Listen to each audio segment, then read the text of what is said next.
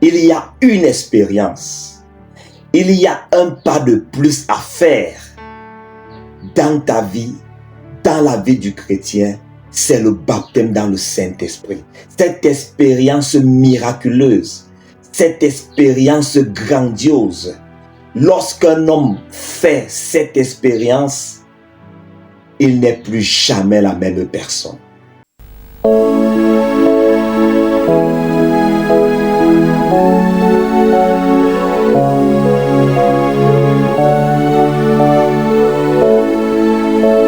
Accepter Jésus-Christ dans sa vie comme Seigneur et Sauveur est un pas très important dans la vie d'un homme, dans la vie d'un chrétien.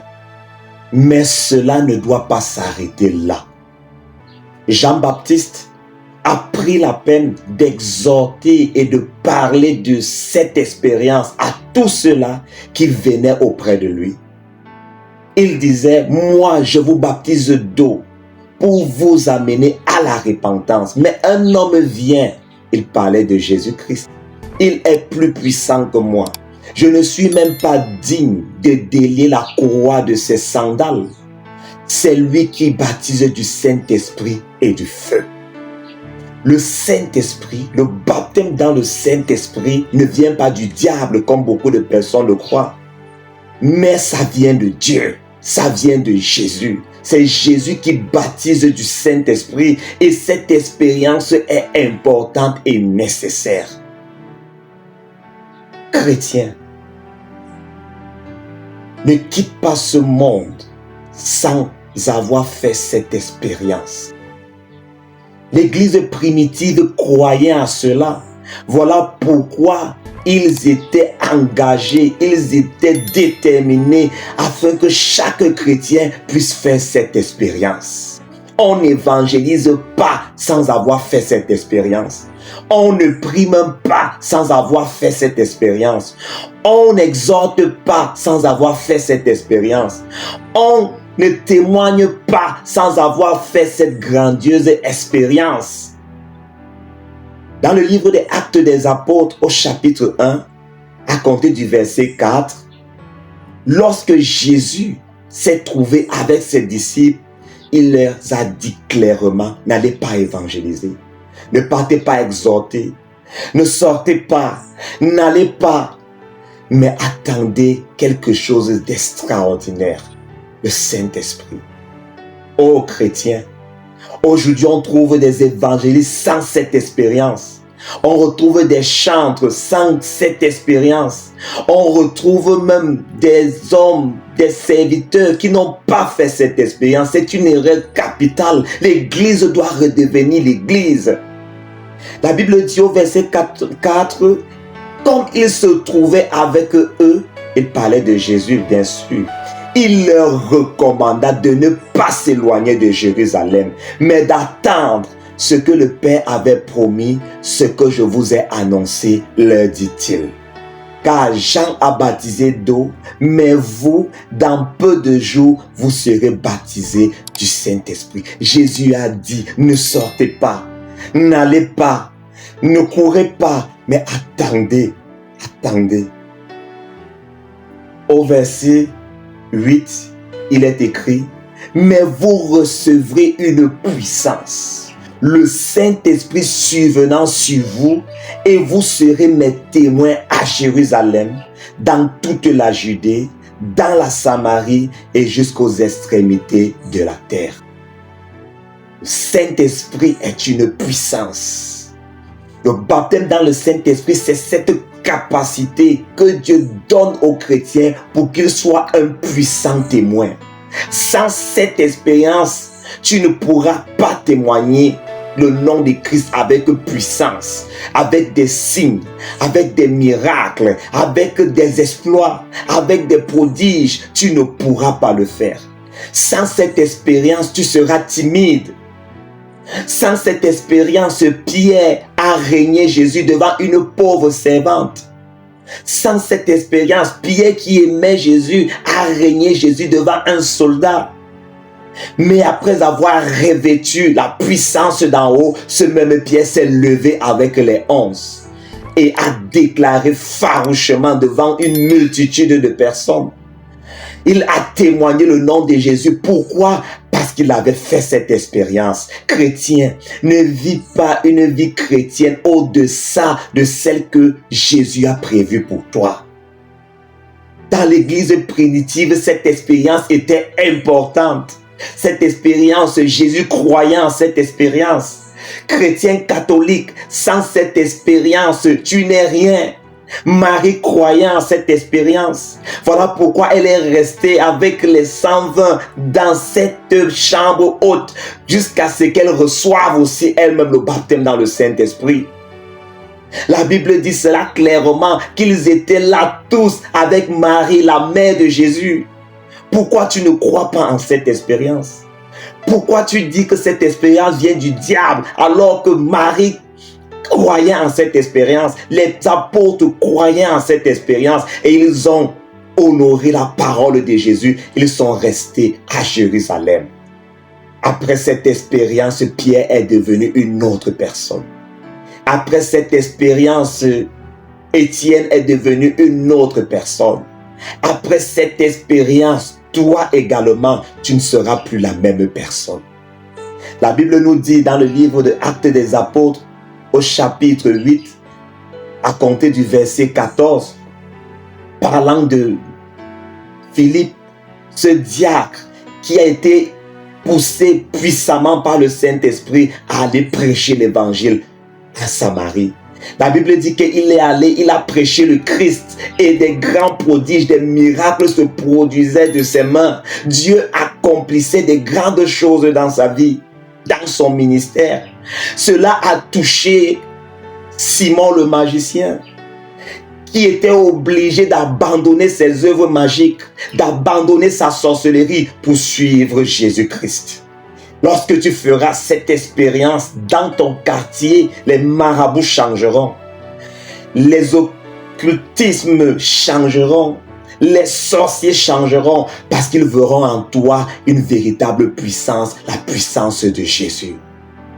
Lorsque les apôtres ont entendu que les Samaritains ont cru en l'évangile, ont accepté Jésus-Christ, ils ont dit non, cela ne doit pas rester ainsi. Et c'est cette même parole que je te dis aujourd'hui, chrétien. Tu as accepté Jésus-Christ comme Seigneur et Sauveur, tu as bien fait, mais ne t'arrête pas là.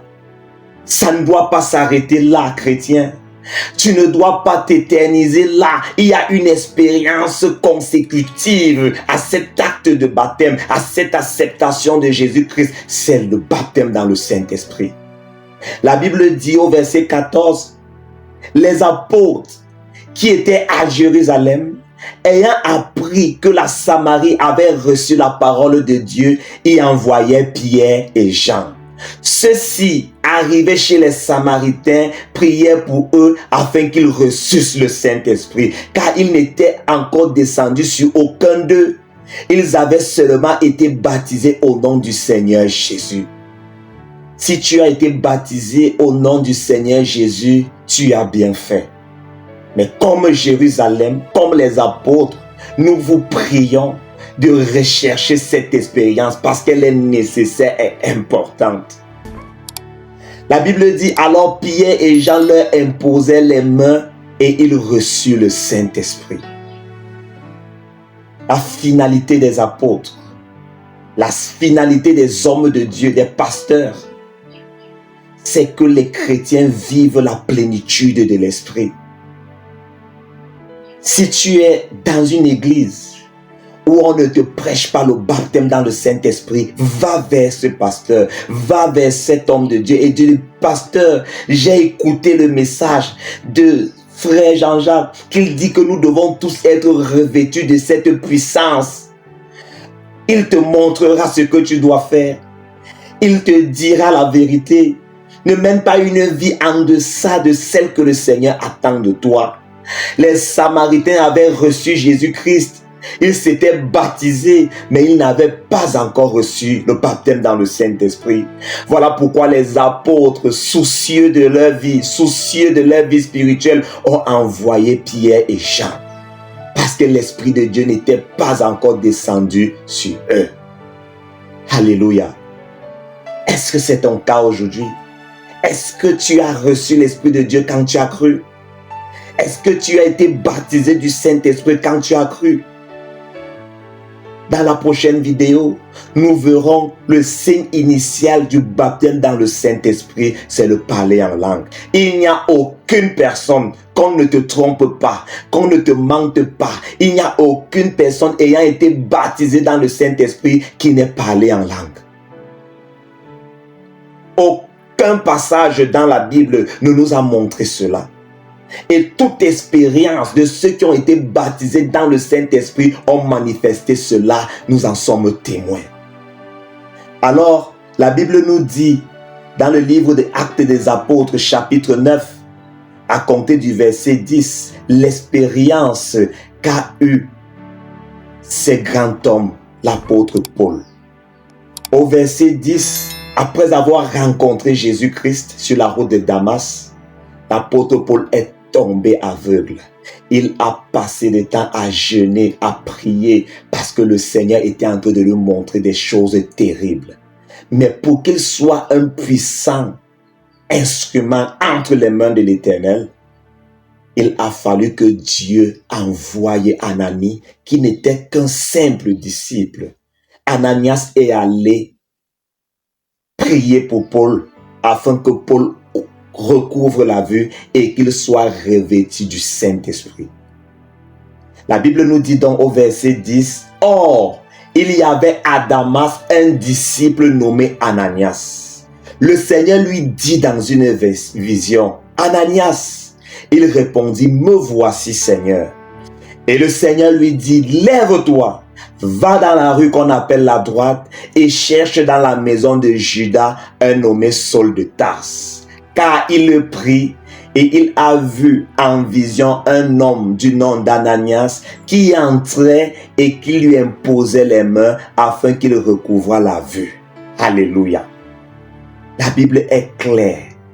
Alors, au verset 17, Ananias sortit et lorsqu'il fut arrivé dans la maison, il imposa les mains à Saul en disant, « Saul, mon frère, le Seigneur Jésus qui t'est apparu sur le chemin par lequel tu venais m'a envoyé pour que tu recouvres la vue et que tu sois rempli du Saint-Esprit. » Je vais encore te poser cette question. Après avoir accepté Jésus-Christ comme Seigneur et Sauveur, est-ce que tu as fait cette expérience du baptême dans le Saint-Esprit?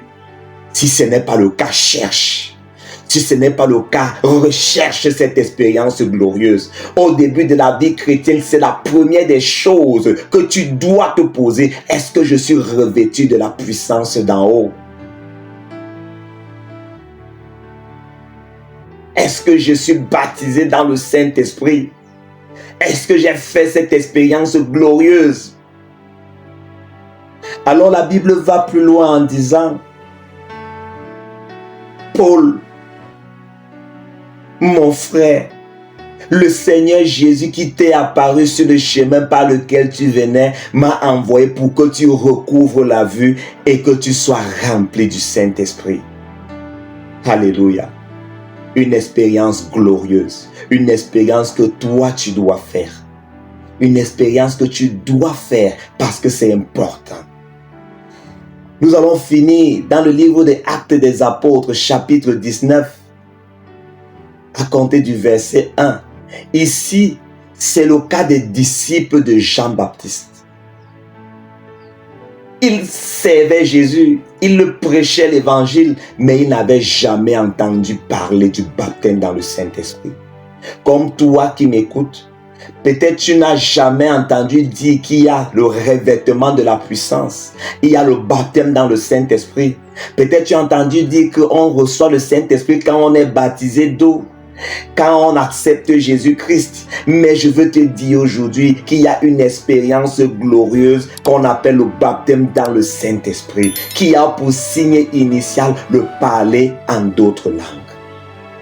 La Bible nous dit, pendant qu'Apollos était à Corinthe, Paul, après avoir parcouru les hautes provinces de l'Asie, arriva à Éphèse. Ayant rencontré quelques disciples, il leur dit, « Avez-vous reçu le Saint-Esprit quand vous avez cru ?» Ça doit être le mot fort que chaque chrétien doit dire à son frère.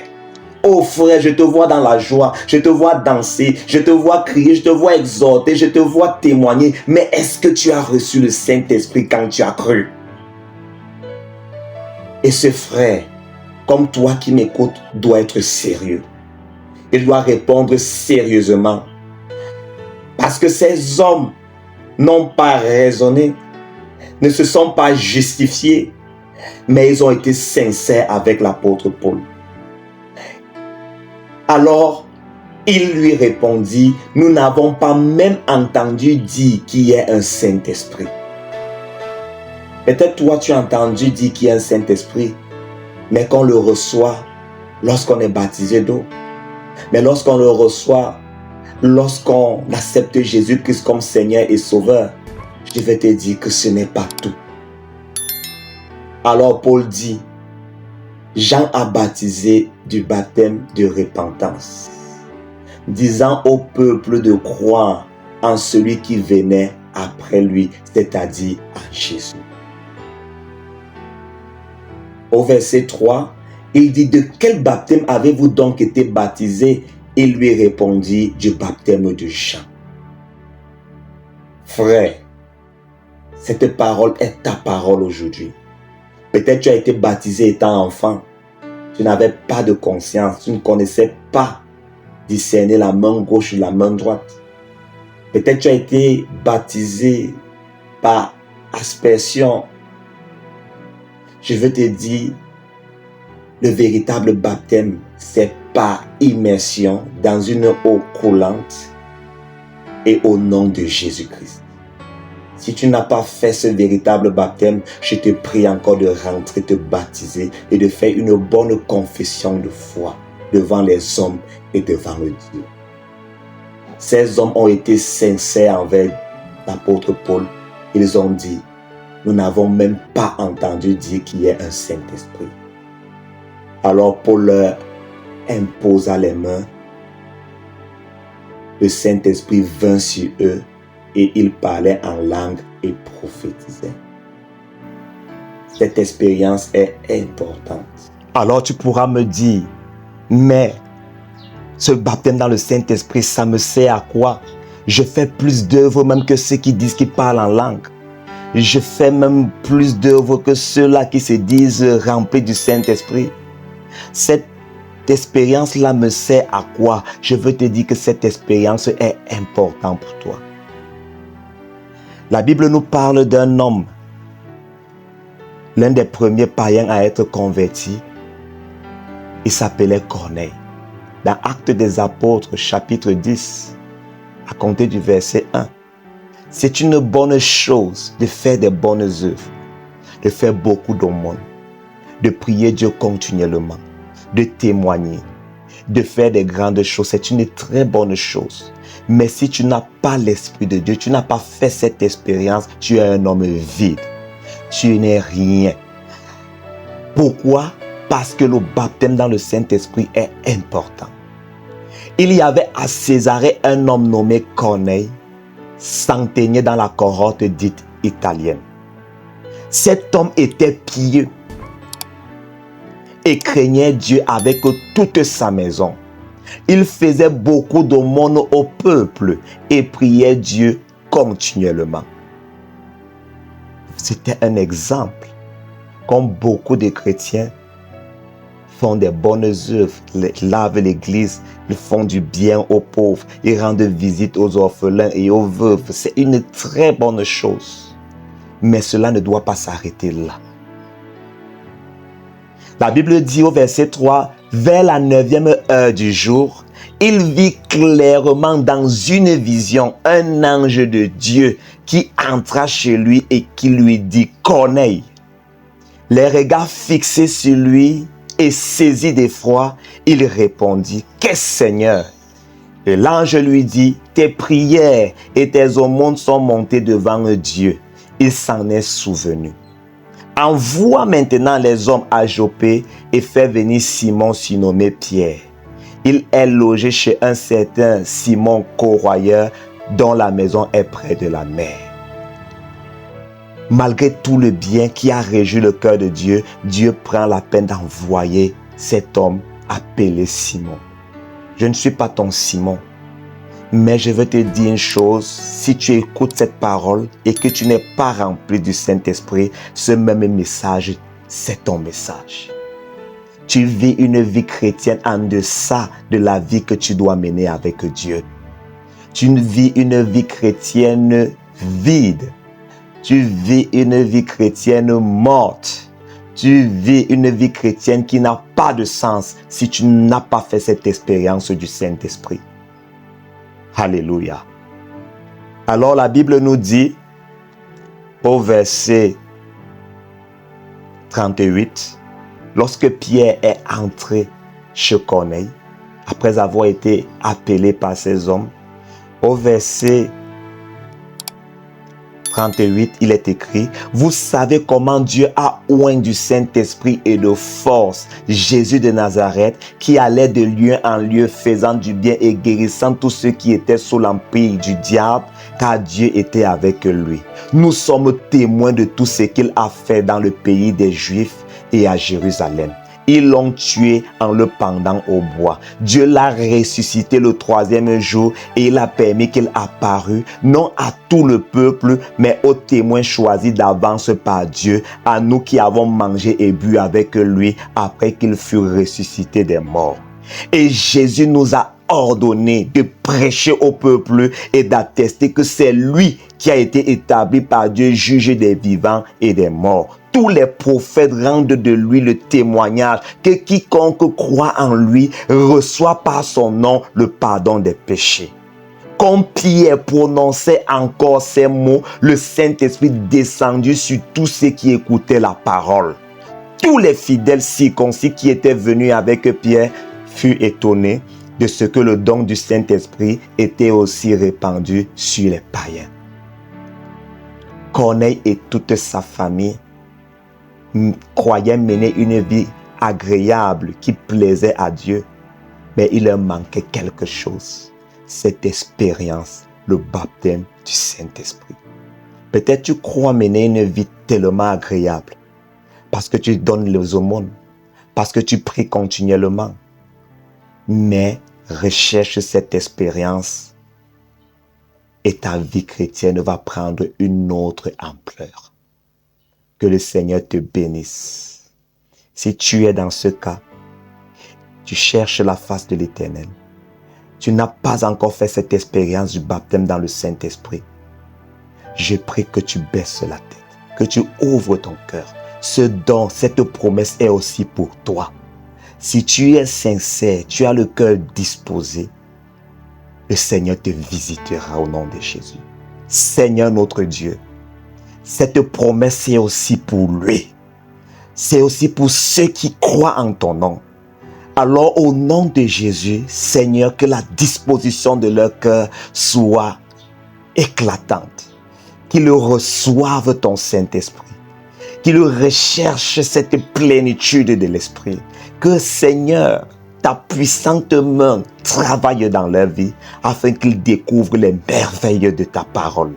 Seigneur, nous te prions au nom de Jésus-Christ. Amen. Que le Seigneur te bénisse. N'hésitez pas, si vous avez des questions, à les laisser en commentaire, car nous ne pouvons pas tout dire dans une vidéo de près de 10, 15, 20 minutes, mais nous croyons qu'à travers vos questions, nous allons apporter, inspirés par Dieu, bien sûr, un essai de réponse. Que le Seigneur te bénisse. Amen.